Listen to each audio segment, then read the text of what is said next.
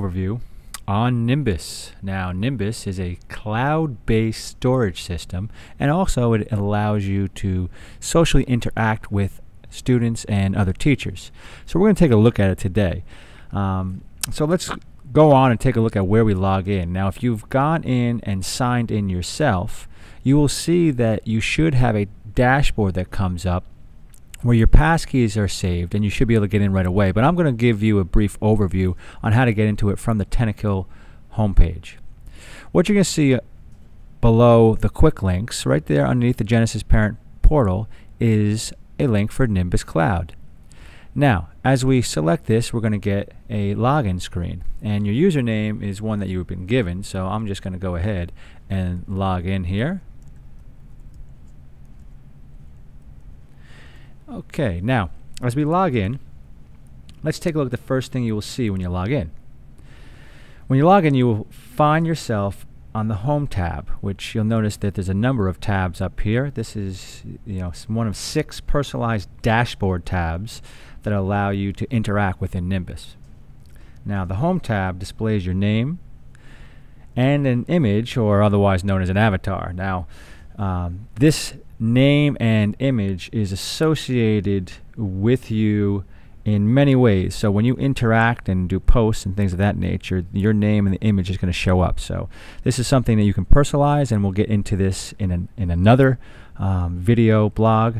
And so we'll take a look at the personal settings another time. But underneath the image, you'll notice that you are in the summary subsection. So there's a tab here that says summary and info, and you can go through and look at some of that information there.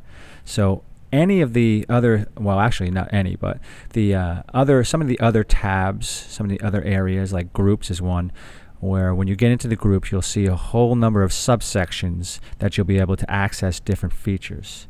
So under the subsection tab you find here, you're going to notice that you have a membership update. So it lets you know right here that you've submitted an application for a particular group. Now, groups we can call classes, we can call them groups, but we'll look at that a little bit more later. Now, you can see I applied for Miss Levy's period 4-5 class, and I was approved on that very same day. Now, you can also, if you wanted to view all, I can go through and look at that also.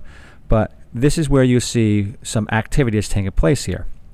Other activity you'll notice is in the recent activities, right in the center of the page. So this is the most recent activity that's been taking place within any of the groups you belong to. So each activity post has a couple different features to it. It has 3 hyperlinks. First of all, you can see here that this particular one was put in by a teacher, Joanne E.O., and you have a few others. She seems to be doing a couple of things. I've even done my own, so I'm going to see my own posts. And then there's Vince Salvati. Now, each one of these is going to have 3 different hyperlinks. The first one is going to take you to some personal information about an individual. Vince doesn't have any information listed there. Let's see, myself. If I look at myself, only thing it says about me is I'm male. It gives me an email address also, but all this stuff can be personalized if you really wanted to. The other hyperlinks you're going to see are going to be the direct link to whatever it is that the person has done. Like Vince here has posted something, and it's called Dance. So if I was to click on that, I would go directly to that page, and you could see that it is a blog, and there is an embedded clip from YouTube. So there could be a question or something posed here. So I can easily, and I'll go back, easily see exactly who the contributor was, what they contributed, and within which group. That's the third hyperlink, the technology hyperlink here in this particular group. And if I kept going down, you'd see Tentacle's teacher group, which you're all a member of, and you can go right to that group by clicking on that. Now, no comments about our logo being Geek Inside. That was sort of my idea. All right, moving on. If you want to, you can check all student activity here. You can take a look and see whoever has done whatever, and really give you an insight into this. Now, if you're a member of many groups, you can have a lot of information in here. So you may want to use the filter. And by using the filter, you'll be able to, sort of select one of the groups And you could even select one of the users within that group. And you'll see when you're in different groups, if I go to teachers here, there's a whole list of them. So I could see all different people who are involved here.